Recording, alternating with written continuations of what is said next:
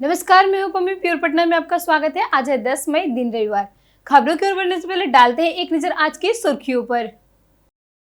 जुलाई से मीठापुर फ्लाईओवर पर दौड़ेगी गाड़ियां।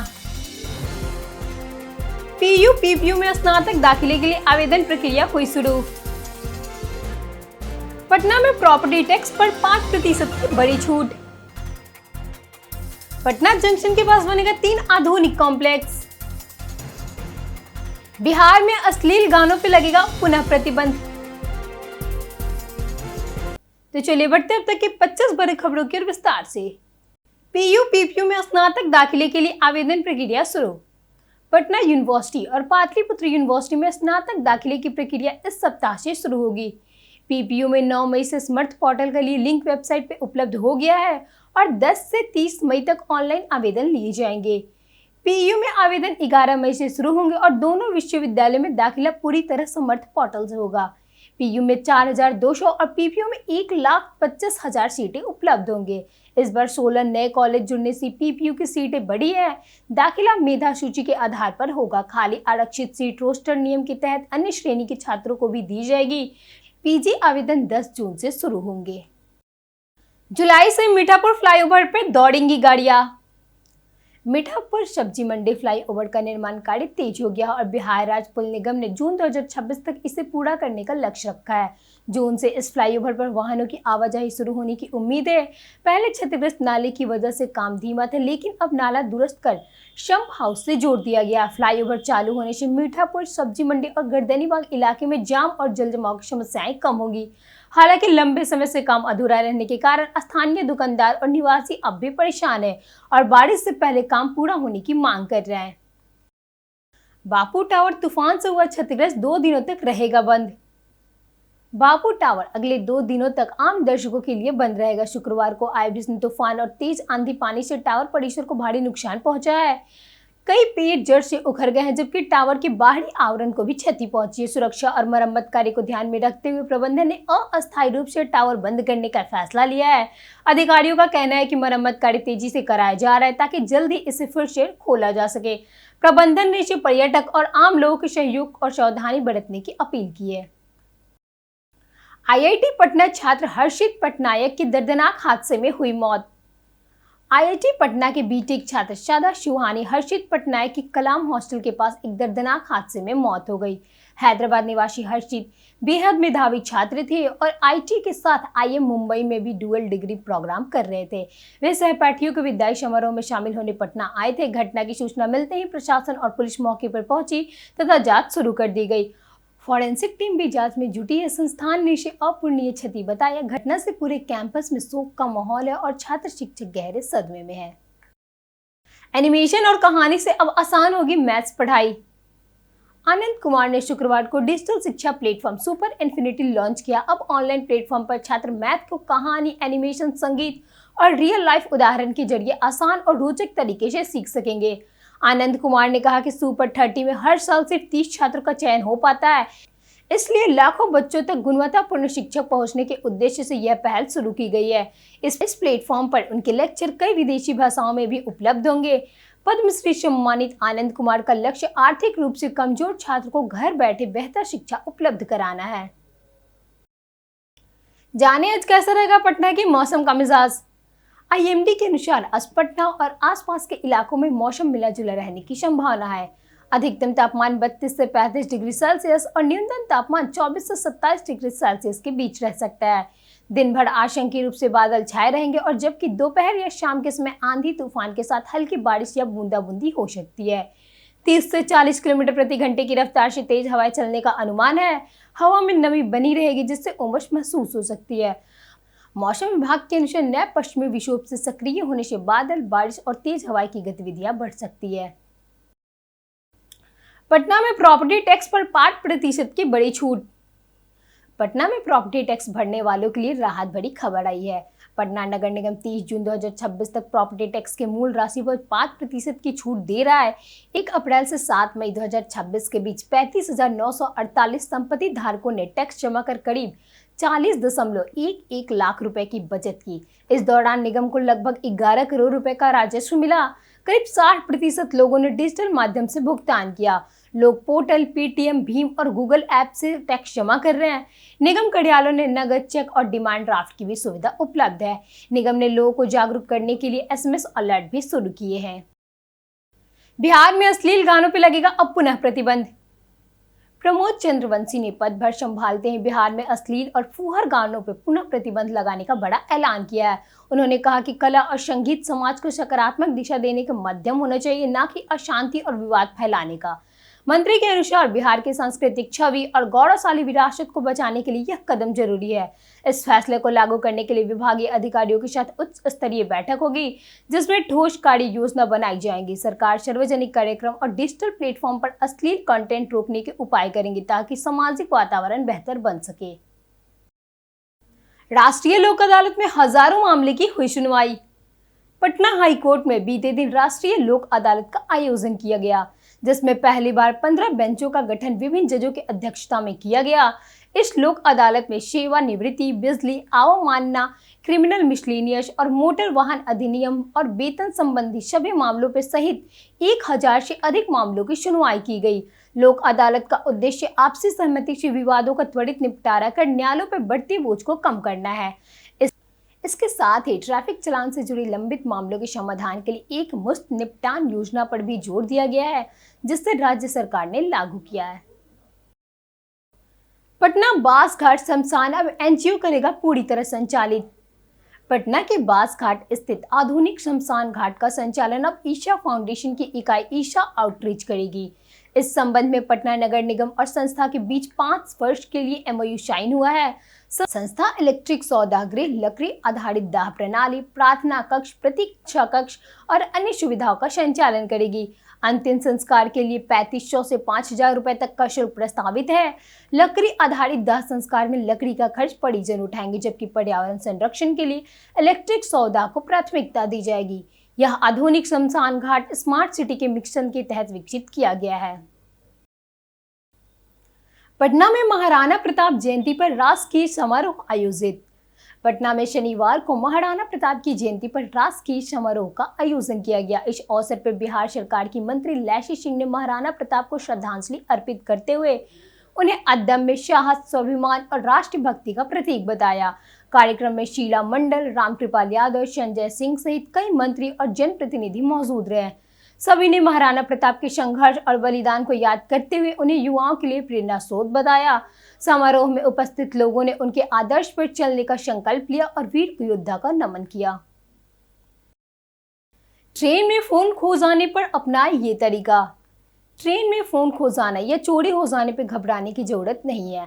सबसे पहले तुरंत इसकी शिकायत दर्ज करें, ताकि फोन का गलत इस्तेमाल रोका जा सके। उससे जल्दी ढूंढने की संभावना भी बढ़ेगी।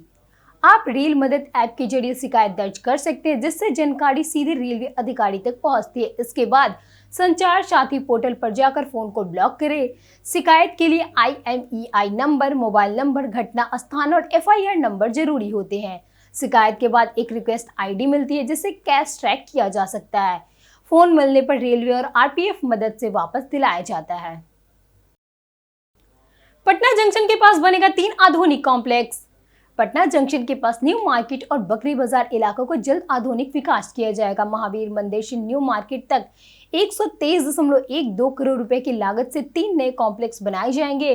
सभी इमारत बेसमेंट सहित 3G3 होंगी, जिनमें पार्किंग, फायर सेफ्टी, वेंटिलेशन और आधुनिक सुविधाएं होंगी। ग्राउंड फ्लोर पर वेंडर और दुकानों के लिए दुकानें, जबकि ऊपरी मंजिल पर रिटेल, फूड और सर्विस यूनिट विकसित होंगी। करीब 12,000 दुकानों को व्यवस्थित रूप से इनक्लॉब्स में शिफ्ट किया जाएगा। पटना नगर निगम ने मेट्रो और बढ़ती भीड़ को ध्यान में रखते हुए यह मास्टर प्लान तैयार किया है। पटना के पर्यटन स्थल में आज बात होगी बुद्धा स्मृति पार्क की। बुद्धा स्मृति पार्क पटना के बीचों बीच स्थित एक प्रसिद्ध बौद्ध स्मारक पार्क है, जिसे भगवान बुद्ध की 2554वीं जयंती के अवसर पर बनाया गया था। यह पार्क पटना जंक्शन के पास फैले हरियाली भरे क्षेत्र में स्थित है। यहाँ ध्यान केंद्र, सुंदर उद्यान, संग्रहालय और विभिन्न देशों से लाए गए पवित्र बौद्ध वृक्ष आकर्षण का केंद्र है। पार्क का मुख्य आकर्षण विशाल स्तूप है, जिसमें भगवान बुद्ध के पवित्र अवशेष सुरक्षित रखे गए हैं। यह स्थान शांति, अध्यात्म और बौद्ध संस्कृति का संदेश देता है। देश विदेश से पर्यटक, श्रद्धालु और छात्र यहाँ घूमने आते हैं। पटना हाईकोर्ट में जज वकील विवाद गहराया। पटना हाई कोर्ट ने जजों और वकीलों के बीच विवाद बढ़ गया है। 3 बार एसोसिएशन की समन्वय समिति ने सोमवार को न्यायिक कार्य के बहिष्कार का ऐलान किया। वकीलों का आरोप है कि सुनवाई के दौरान कुछ जज अपमानजनक और अभद्र व्यवहार करते हैं, जिससे उनकी गरिमा प्रभावित होती है। इसके अलावा परिसर में वाहनों के प्रवेश पर रोक लगाने का आदेश भी विरोध हो रहा है। वकीलों का कहना है कि इससे बुजुर्ग और दिव्यांग अभिवक्ताओं को परेशानी होगी। शुक्रवार की आपात बैठक में यह निर्णय लिया गया। बख्तियारपुर का नाम बदलकर मगध द्वार करने की मांग तेज। पटना जिले के बख्तियारपुर जंक्शन का नाम बदलकर मगध द्वार करने की मांग ने बिहार की राजनीति में नई बहस छेड़ दी है। भाजपा विधायक अरुण कुमार शाह ने विधानसभा में यह मुद्दा उठाते हुए कहा कि बख्तियारपुर का नाम आकर्ता माने जाने वाले बख्तियार खिलजी से जुड़ा है, इसलिए इसे बदलकर बिहार की गौरवशाली संस्कृति से जुड़े नाम पर रखा जाना चाहिए। नगर परिषद चेयरमैन पवन कुमार ने भी इस प्रस्ताव का समर्थन किया। समर्थकों का मानना है कि मगध द्वार नाम बिहार की प्राचीन सभ्यता और ज्ञान परंपरा को सम्मान देगा। वहीं इस मांग को लेकर परिवर्तन संदेश यात्रा भी शुरू की गई है। फिलहाल सरकार ने कोई अंतिम फैसला नहीं लिया है। आंधी बारिश से पटना में भारी तबाही, जनजीवन हुआ अस्त व्यस्त। पटना में शुक्रवार को आई तेज आंधी और बारिश ने भारी तबाही मचाई। राजधानी सहित राज्य के 2/3 हिस्सों में घंटे बिजली गुल रही, जिससे लोग अंधेरे और पानी संकट से परेशान रहे। पटना में करीब 500 पेड़ गिरने से सड़कें, बिजली लाइन और ट्रैफिक पूरी तरह प्रभावित हुआ। 15 ट्रांसफार्मर और दर्जनों पोल क्षतिग्रस्त हुए। विमान परिचालन बाधित हुआ। एक फ्लाइट लखनऊ डाइवर्ट करनी पड़ी और 23 फ्लाइट देरी से चली। बाजारों में लगभग 50 करोड़ का नुकसान हुआ। जू और बापू टावर बंद करनी पड़ी। कई इलाके में जल जमाव और कीचड़ से स्थिति और बिगड़ गई है। पटना में जमीन विवाद और रंजिश से बड़ी हत्या की घटनाएं। एनसीआरबी 2024 के आंकड़ों के अनुसार पटना में हत्या और साइबर अपराध के मामलों में चिंताजनक बढ़ोतरी हुई है। 2024 में पटना में 106 हत्याएं हुई, जिनमें मामूली विवाद, जमीनी विवाद और पुरानी रंजिश प्रमुख कारण रहे। हत्या दर 5.2 से पटना के कई शहरों में आगे है। बिहार में जमीनी विवाद के कारण सबसे अधिक 948 हत्याएं दर्ज की गई।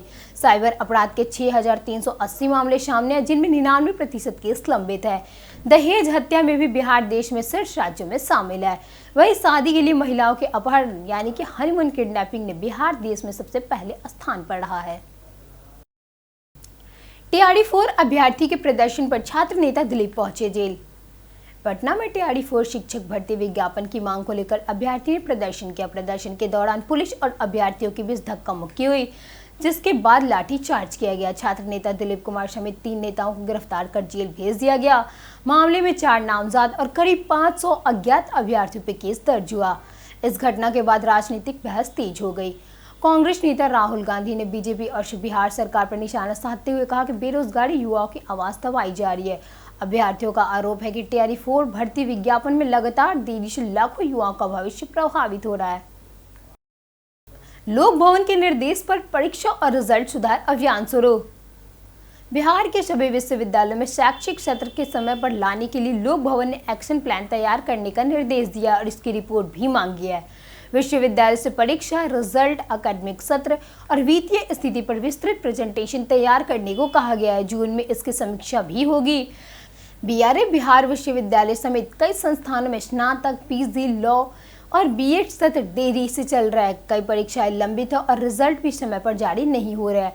सरकार ने 30 दिनों में रिजल्ट जारी करने का निर्देश दिया था, लेकिन स्थिति सुधार नहीं हुआ है। पदभार के बाद निशांत ने तेज किया स्वास्थ्य सुधार। स्वास्थ्य मंत्री निशांत पदभार ग्रहण करने के बाद लगातार सक्रिय नजर आ रहा है। उन्होंने शनिवार को लगातार दूसरे दिन स्वास्थ्य विभाग के अधिकारियों के साथ बैठक की और पटना मेडिकल कॉलेज सहित राज्य के बड़े अस्पतालों की स्थिति की समीक्षा की। उन्होंने अस्पतालों में इलाज और सुविधाओं की जानकारी ली और निर्देश दिया कि गरीब को हर स्तर पर बेहतर स्वास्थ्य सेवाएं मिलेंगी। निशांत ने कहा कि वे अपनी जिम्मेदारी ईमानदारी से निभाएंगे और राज्य में शहरी व ग्रामीण दोनों में सामान्य और बेहतर स्वास्थ्य व्यवस्था सुनिश्चित करने का प्रयास करेंगे। राजस्व विभाग में लापरवाही पर सख्त हुए दिलीप जायसवाल। दिलीप जायसवाल ने पदभार संभालने के दूसरे दिन ही अधिकारी और जमीन माफियों को सख्त चेतावनी दी। उन्होंने कहा कि ज्यादा बोलने पर जरूरत ना पड़े। मंत्री ने साफ कहा कि सिस्टम में गड़बड़ी करने वाले को जेल भेजा जाएगा, जबकि ईमानदारी से काम करने वाले कर्मचारियों को सम्मान मिलेगा। उन्होंने बताया कि जमीन का पूरा रिकॉर्ड अब सुरक्षित है, इसलिए माफियों की चाल नहीं चलेगी। विभाग में लंबे समय से चल रही हड़ताल और रुके कामों को पटरी पर लाने की कोशिश जारी है। उन्होंने पारदर्शी और जनता केंद्रित व्यवस्था बनाने का भरोसा दिया। राहुल गांधी ने लाठीचार्ज को बताया बेरोजगारी का नतीजा। पटना में शिक्षक अभ्यर्थियों पर लाठीचार्ज के मामले में नेता प्रतिपक्ष राहुल गांधी ने बीजेपी सरकार पर तीखा हमला बोला। उन्होंने कहा कि बेरोजगारी देश की सबसे बड़ी समस्या है, खासकर बिहार और यूपी की, लेकिन सरकार युवाओं को रोजगार देने के बजाय उन पर लाठियां बरसा रही है। राहुल गांधी ने आरोप लगाया कि शांतिपूर्ण प्रदर्शन कर रहे अभ्यर्थियों के साथ पुलिस ने बेरहमी की और उनकी सरकार की मांगे को अनदेखी कर रही है। उन्होंने सोशल मीडिया पर भी इसे लेकर पोस्ट किया और कहा कि कांग्रेस युवाओं के साथ खड़ी है। उन्होंने बीजेपी को रोजगार विरोधी सरकार बताया। मंत्रियों की संपत्ति खुलासे पर सियासी हंगामा तेज। बिहार की नई सम्राट चौधरी सरकार की मंत्रिमंडल की संपत्ति ने राजनीतिक चर्चाएं तेज कर दी है। 35 में से 90% से अधिक मंत्री करोड़पति हैं और 32 मंत्रियों की संपत्ति करोड़ों में है। सबसे अमीर मंत्री रमा निषेध और डॉक्टर श्वेता गुप्ता है, जबकि सबसे कम संपत्ति संजय कुमार के पास लगभग 23 लाख रुपए है। दिलचस्प रूप से 10 मंत्री मुख्यमंत्री से अधिक अमीर है। महिला मंत्रियों की औसत संपत्ति पुरुषों से लगभग 5 गुना अधिक बताई गई है।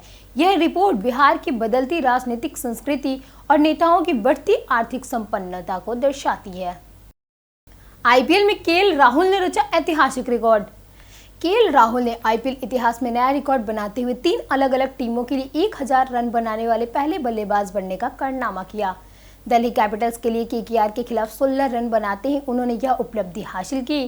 राहुल अब तक दिल्ली के लिए 1007 रन, लखनऊ सुपर जायंट्स के लिए 1410 रन और पंजाब किंग्स के लिए 2548 रन बना चुके हैं। उन्होंने आईपीएल में कुल 5687 रन बनाए हैं। राहुल ऑरेंज कैप की रेस में भी अभी बने हुए हैं और 11 मैचों में 468 रन बना चुके हैं। बीते दिन हमारे द्वारा पूछे गए सवालों का जवाब आप लोगों से बहुत लोगों ने हमारे कमेंट सेक्शन में लिखकर दिया है।